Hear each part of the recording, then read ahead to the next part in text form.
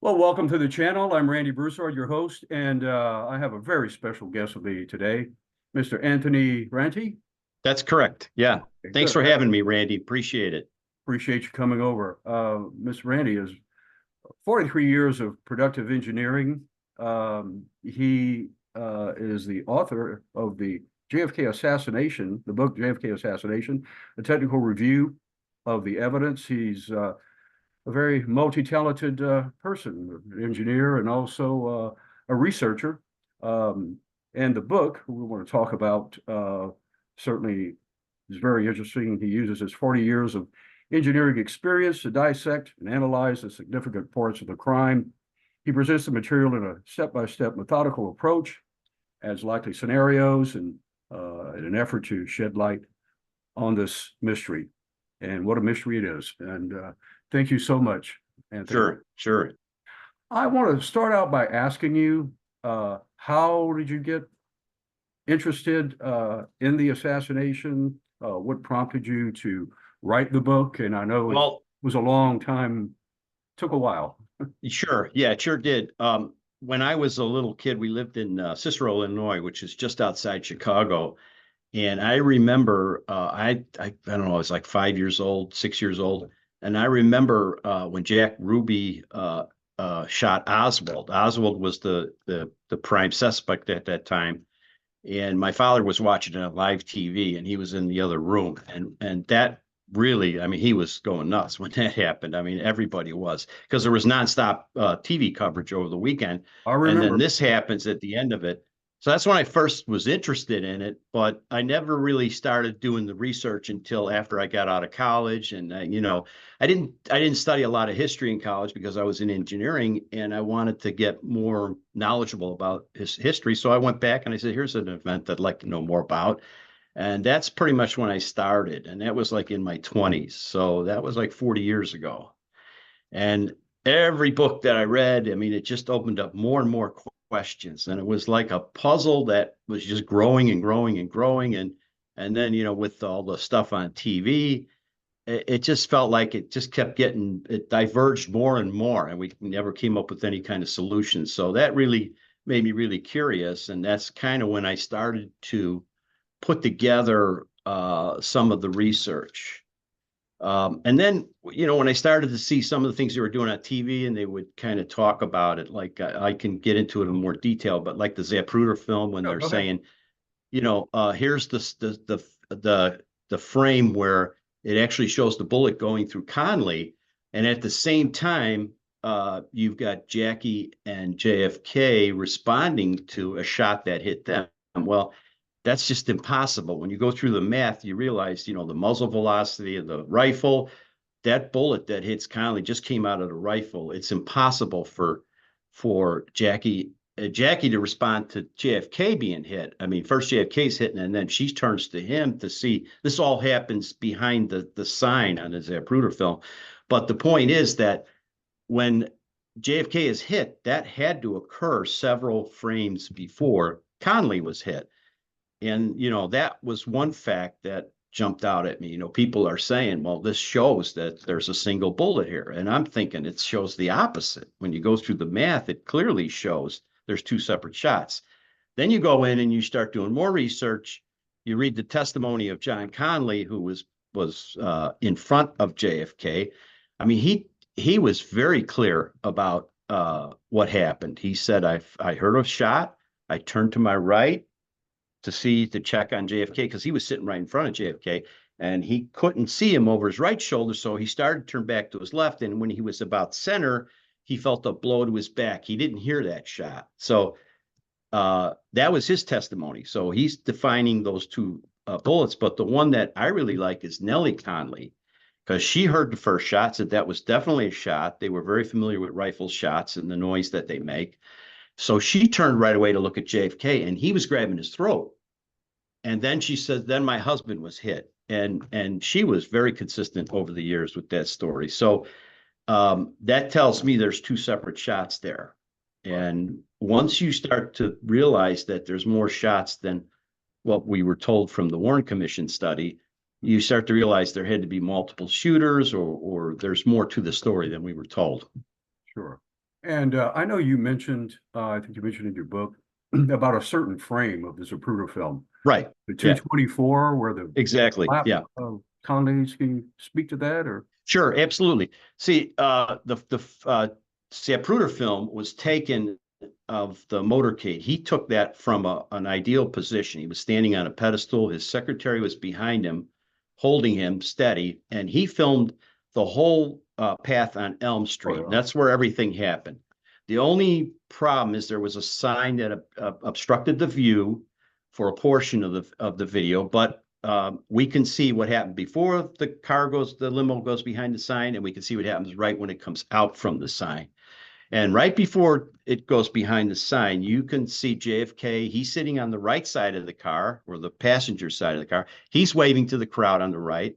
Jackie is waving to the crowd on the left. She's sitting to his left. And the same with the Connollys. Now the car goes behind the sign, and Zapruder followed it perfectly. He just tracked it perfectly. So when the car comes out from the sign, he's got a good view of all of the occupants. And the first person we see is John Connolly. Now, if you go back to his testimony, he's turning back over to the right by this time. Right. And that's when we look at frames 223 and 224. And in those two frames, you can definitely see the lapel of Connolly flip up, and then you can also see his cheek puff up, and that is from the bullet. That's his reaction from the bullet going through his chest and causing pressure on his lung. And most researchers have accepted this. Most everybody agrees with that. But what I looked at is what was happening with JFK and Jackie, and you can clearly see in 223 and 224, Jackie is now turning to her right because her husband was hit. Now, he had to be hit several frames before that. And Separately. like I said a few minutes ago, you start to look at like the muzzle velocity is 2,000 feet per second. And, that bullet that hit Connolly just came out of the rifle in that same frame. So in this respect, we can kind of use the Zapruder film based on the frame speed as a clock for the whole process. Yeah. And that's what I thought when I looked at that. That was what I was able to conclude. Yeah. Well, I bet you can only imagine what Zapruder, he didn't know what he was getting into. That Right. Oh yeah. his Yeah. life changed forever. He was all excited about his new camera. He says, "I'm going to go out right. and use it." And But he was scared to get on that pedestal. I was yeah, reading some about that. That I his heard about secretary that. got behind him Yeah. and held him. Well, speaking of Zapruder film, I wanted to ask you, I know you researched it a lot. It's a key item of evidence to support Right. conclusion, and it's a time clock and all this. Um, last few years, I've been running across information that was kind of astounding to me that there are researchers out there, and I know you have your thoughts on that, that doubting the authenticity of it. It may be tampered with, or what is your? Yeah, I don't have an opinion on that. I did not see. I went through it. The nice thing about it is today we have it online. It's cut into frame by frame. You could look at each frame, and I couldn't see any jumps in the frames or anything Right. that indicated to me that it was modified. I know there's been some stories about that, Right. but I just couldn't see it. And based on what I've just been talking about with the early part of the shooting, I think it looked like it was intact the whole time. I didn't see any evidence of that. Right. Yeah. Doesn't it also show maybe a shooter? I have to watch it again because when I read your information, I said, "Man, I didn't know this about a shooter on the roof of the Rutgers County building." No, I did not see anything in that. That I don't think Okay. I have that in there. That might have been some other researcher. But Oh, yeah, okay. I looked through these films over the years in a I lot didn't of see that either. detail. Yeah, no, I did not I see didn't. that. No. Okay. Um, well, I know you certainly had issues, as a lot of us do, with the Warren Commission's conclusions. Right. And I think you had mentioned something about it's a matter of just simple math. Can you Right. explain that? Well, So simpler for me, the better, because I'm no math person. sure. No, yeah. Yeah, I think it gets down to it really does get down to the simple math, because the rifle, the alleged weapon, was a bolt action rifle. And they did, Warren Commission, and this is one of the early things I remember in some of the videos. They did a lot of testing on cycling that rifle, and they had expert after expert shoot it, and they came up with 2.5 to 3 seconds between shots, and which Without would even mean, aiming, right? yeah, and that doesn't take into any account you're going at, and plus you're going. The other thing is, from that position, that alleged position, you're actually trying to track a moving target. So take all that into account. The absolute minimum time would be 6 seconds for 3 shots. So you can't get a fourth shot off in that 6 seconds. There's just no way. So the Warren Commission had to, for their objective, to show that Oswald was the lone assassin, and he didn't have anybody else helping him with the shooting. They had to show, they really showed that was the maximum amount of shots you could get. So now you go to the autopsy information that we have, and we never got a real good idea of the autopsy. I felt that the book by James Jenkins, At the Cold Shoulder of History, really explains a lot. He felt, when he was right there, and he explains it in a lot of detail in his interviews and in his book. And he said that it looked like, when he was done at the end of the day with this autopsy, he felt that Kennedy was hit with 3 shots. And the one would be in the head at right about the hairline. The other one was in the throat. And they didn't realize initially that was a shot. They thought it was just for a trach. But when they talked to the Parkland Hospital doctors, they said, "Oh yeah, that was a shot."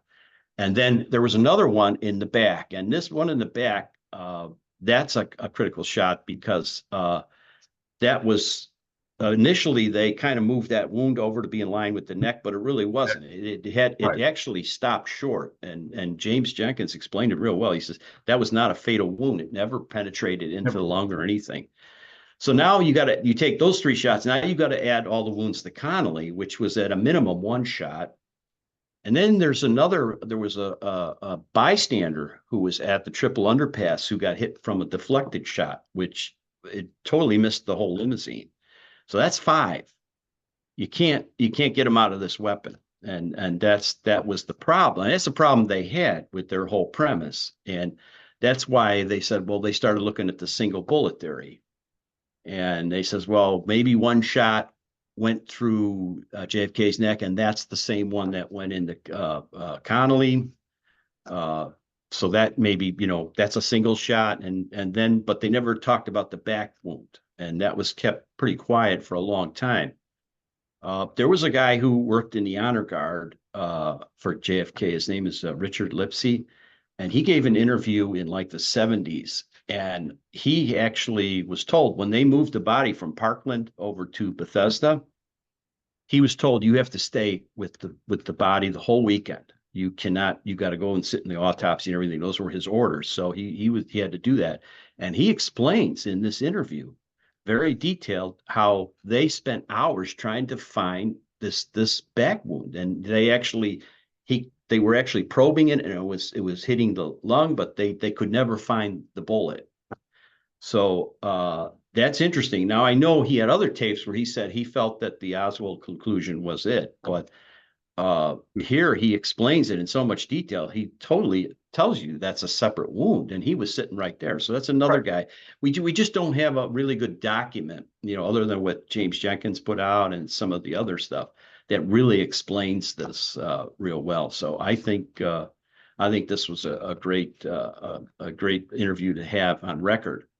So it kind of supports this. And now I think recently Secret Serviceman Paul Landis came out and said he found a bullet he put on the stretcher. And I always used to see this tape from a nurse, Phyllis Hall. She was who received Kennedy on the emergency room at Parkland. And when the stretcher was rolled in, she said there was a bullet there that she had never seen as any part. You can go see it. It's on YouTube. It's a good interview. And she explained, Connolly coming in, and then JFK came in, and when she saw the bullet, it was laying right on the stretcher. So that kind of ties out with what Paul Landis said. And that's definitely another shot. So when you add all these shots up, I came up with 5 as an absolute minimum. Now, if Conley got hit by a second shot, because he had a lot of wounds, that would just add to it. But the whole premise of 3 shots within the 6-second window is not accurate. I Impossible. don't think. No. Yeah, it's impossible. Yeah, with that weapon, it's impossible. Exactly. And the lengths they went through, the Warren Commission, even the government, to nail this on Oswald and Oswald only. Right. Incredible. Right. I mean, Lyndon Johnson he formed the Warren Commission, right after the assassination. I want you to, I don't know what he said, but his chief of staff, Hassenbach, clearly wrote a memo. Right. He said, when you guys go through your study, we want to be sure that the world and everybody everybody around believes that it's Oswald and that he has no Confederates out there. Mm-hmm. And, I know they may have did that for the best security. I mean, for the national security. And maybe if you or I were in the room, maybe we would say, yeah, that's a good idea. But then after so many years, I think, that they should come out with the facts. Exactly. Yeah. Speaking of Oswald, what an enigmatic figure he was. And now, I think we now know how are you convinced are you that he was not this misfit mark? I read a lot about Oswald, and an unbelievable character in this story. I mean, and it just some of the stuff that's going on with Oswald just doesn't make sense. I don't know if he was working for the CIA. I believe he worked for the FBI. But his wife was pregnant with their second child, and he went down to New Orleans for like about a couple months or so or whatever. And then he tried to go to Mexico City. I mean, there's just a lot of mystery around him. And the whole Barry Ernest's book, who is a friend of yours. That is an excellent story. I always recommend everybody should read it. First of all, it's a really good book to read. I mean, it's just very interesting the way he goes through the whole story of finding this key witness. But that witness, if the Warren Commission would have let her participate in the time trials and really took her testimony seriously, I think they would realize that Oswald couldn't be on the 6th floor. I mean, there's just no way. Who this witness is? Sure. Yeah. And the alleged sniper's nest is on the 6th floor in the corner of the building. And the Warren Commission said that that's where the shots had come from. Right. From that corner of the building. Now, Victoria Adams and Sandra Stiles were located on the 4th floor, which is 2 floors below that. And they watched the whole motorcade come by and everything. And immediately after the assassination, her and Sandra, they wanted to go over behind a picket fence. All the crowd was moving up over by the triple underpass behind a picket fence. So she said, let's go there. Well, the elevators were down, so they ran on the stairway and they went down the stairs. Now, at the same time, there was a police officer in the motorcade, Marion Baker. When he heard the first shot, he thought it came from the Texas School Book Depository. So he raced up, dropped his motorcycle, ran up the stairs, and he said, I think shots came from here. And the manager of the building happened to be standing there, Roy Truly. He says, well, let's go in there. I'll take it. He thought he wanted to get up to the roof. Well, they went over the elevator. Both elevators were down. So they started running up the stairs. And Marion was in front, Marion Baker, and he saw somebody in the 2nd floor lunchroom. He ran in there, and there's Oswald standing there in front of the Coke machine.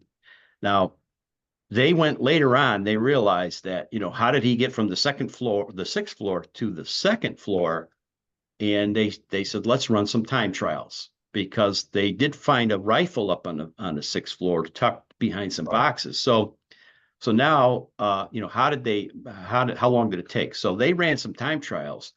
But now remember, at the same time, you've got Victoria Adams and Sandra Stiles going down the stairs, and they never included them in the time trials. I mean, it would have been so easy to do that. And I heard an interview of Victoria Adams. I think it was done by Mark Lane. Oh, yes. Yeah, and she said that I didn't know that. They didn't really get into any of the facts I would really like to hear her talk about it some more. But she said that she kind of alluded that she went to the stairs right away, That's And if she would have heard the way those stairs were, that's another thing I found out. It wasn't like, if you're in a hotel and you go down the stairs in a hotel, you're in like a vestibule, it's all closed off. Each time you went down a flight of stairs, you had to go onto that floor. So if he's coming from the sixth floor, the fifth floor, you'd have I to didn't come realize. onto the floor. And now remember, there's three guys on that floor that are just in shock at the window that would have likely seen him, I never because saw that's anybody. one. And then it goes down to the fourth floor. Okay, And I didn't now know. if That's interesting. Sandra Stiles and Victoria Adams were in front of Oswald coming down, there was another lady that was by her desk there. She would have saw them. This is all buried in that book, The Girl on the Stairs. It's really interesting. But I found that out about the building, and that was really said, it really made me think there was no way somebody could sneak down those stairs without being noticed. Exactly. So, that whole story kind of goes to the supporting the defendant, or Oswald in this case, that, he couldn't have been the one to fire the shots. No. Also, there was a guy that had his lunch on the sixth floor, and he ate his lunch between 12 and 12:15. His name was Bonnie Ray Williams, I believe. And he did not hear anybody up there. And one of the things that I think a lot of people don't realize is that floor is one big space. It's not like a bunch of cubicles. So picture him up there eating his lunch at 12 o'clock, the motorcade is scheduled to come by 12:15, and he would have to be up there assembling his rifle or getting set up. And Bonnie Ray Williams is right next to him eating his lunch. I mean, it's just, and even in his testimony, Bonnie Ray says, I could hear my friends on the fifth floor making noise and talking. So I hurried up, ate my lunch, and I went down to sit with them. So he was up there by himself. There was no way Oswald was there. I just can't believe that. Yes. It's pretty obvious. Yeah. And yes, it didn't, speaking of Victoria Adams, the Warren Commission treated these witnesses with intimidation, and didn't they try to change her testimony? Exactly. Yeah. That actually got her frightened. I think if you read that story, she just I've read some of it. She kind of, and a lot of the witnesses started to get intimidated and kind of said, you know what, this is scary. And she actually moved out of Dallas area at one point. So that was part of the story. He was looking all over for her, and he finally found her. I forgot where she was living then, but yeah. And you see this throughout. I mean, anytime they get into a fact that kind of supports more of the conspiracy side, they stop the questioning and they go to something else. I see it throughout all the evidence. And, that's part of the problem is the main defendant. They only had one defendant, who was Oswald. He dies within 48 hours. And now there's really no case. I do a lot of some expert witness work, not a lot, but once in a while I get involved in it. And we have a back and forth. Like if I'm working for the plaintiff, I'll write a report, and the counsel on my side will submit that report, and the guys on the other side will look at it and say, Rante's got this wrong, or he's got this wrong, and they'll send it back. And that's very healthy. I mean, it's part of discovery. It goes back and forth. And, we usually can, between with that process, we kind of all agree on what happened. Well, you didn't have any of that with the Warren Commission, because they didn't really pursue those things. I mean, it's very upsetting. They had a witness, Rose Cherami, that Oh, yes. she said that she was that she was with some guys that said they were going to Dallas to assassinate the president. And this was prior. I put it in the category of prior knowledge, and I don't think the Warren Commission ever went and chased her down. It wasn't until the guys in New Orleans opened up the case where they tried to find her, and she had passed away. So, yeah, I mean, that kind of stuff just really frustrating. I mean, they could have really got to the bottom of it. I mean, between that and then the autopsy stuff. I mean, if they really would have seriously looked at the autopsy, all the Parkland doctors said that there was a large exit wound in the back of the head, and when it got to the autopsy photos, they show pictures after the body's, all done, and it's, there's no wound back there. So it's just that kind of frustrating stuff. Before, like it was like surgery was performed before the autopsy or got to That's the test? that's that's what that is really mysterious. In that Richard Lipsy interview, he says that they definitely had a separate casket for JFK because they were worried about the paparazzi or something. They didn't want to have a lot of press. So he's yeah, we did that as a detour. But the problem is when the body got to the autopsy table, it was in a different casket and it was in a crash bag and everything. It wasn't Right. as it left the hospital at Parkland. And then it appeared that there was some surgery to the head area. And if you read Jenkins' book, you can see he kind of thinks that it may have been a different brain. I mean, it was kind of technical. I mean, it They was lost the a lot brain. of information. Yeah, they lost it or whatever. Yeah. So Oh my goodness. Well, this has been fascinating. I have one sure, more question. sure. You know, we mentioned about the witnesses. I know the FBI did their investigation before, if I'm correct. And you mentioned something about the grassy knoll. There's so much that went on that day. Unbelievable. Yeah, yeah. So there were a lot of the witnesses thought that they heard shots from, Right. and most of them were not called to testify. Right. There were other people there. Do you think, um, and I know there are people that confessed. What's your take on that? Well, there was two instances that I think you really got to look at. And one involves a police officer. Immediately after the assassination, there was a police officer directing traffic at Elm in Houston. He ran down the street. He thought the shots came from the grassy knoll, ran up the grassy knoll, and a guy jumps in front of him, says, pulls out a Secret Service badge and says, I got this area secure. So there was no Secret Servicemen stationed Right. on that area. And here this guy is stepping in front of a police officer and stopping him from getting back there. So my impression of that is that this guy was part of that shooting team that shot from there. And there he may have been the shooter because there's other testimony that says the rifle was disassembled by a guy in a railroad Yes. outfit. So if you kind of look at all that testimony, it seems like another person was taking the weapon away from the scene. And that would make sense because if they planned the assassination, they probably thought there was going to be a lot of people there. I mean, there was very crowded all the way up until that point in Oh, the motorcade. absolutely. Absolutely. Yeah. So they figured, we can let the shooter go in one direction, but we got to get the weapon out of the scene. I mean, that would make sense to me. So that's what this guy did. And there was another guy, Malcolm Summers, Mhm. and his testimony was very consistent. He didn't make any changes over the years. He ran across the street. You can see him in the Zapruder film, like right near the end. He's the first guy hitting the There are ground. three guys or something.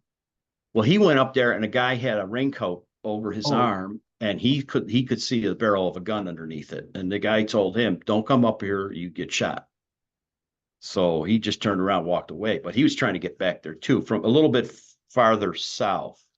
But his story, I mean, you could see his interviews. They're really interesting. I mean, he talks about this whole thing. He tried to sketch out the person that he saw over the years, but his testimony was very consistent.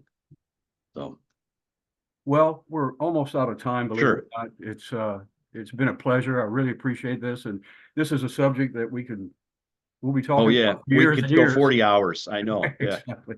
Once again, Anthony, how do people get in touch with you? And tell us the name of your book again. And The name of the book is The JFK Assassination, A Technical Review of the Evidence. You can find it on Amazon. okay. And I do have a contact email in the back section if you want to write me any notes. Rante Publishing, Arante Publishing, all one word, at gmail.com.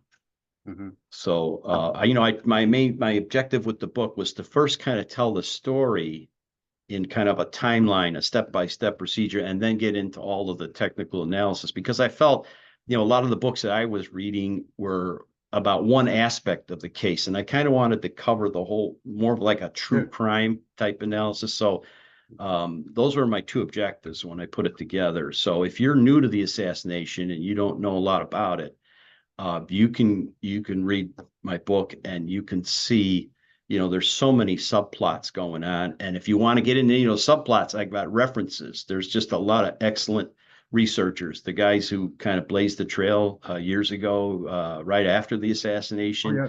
Their books are excellent. I think Barry's got an excellent book, The Girl on the Stairs. It's just very interesting how he goes through that whole aspect of the story. And there's a lot. There's just a ton of books out there. So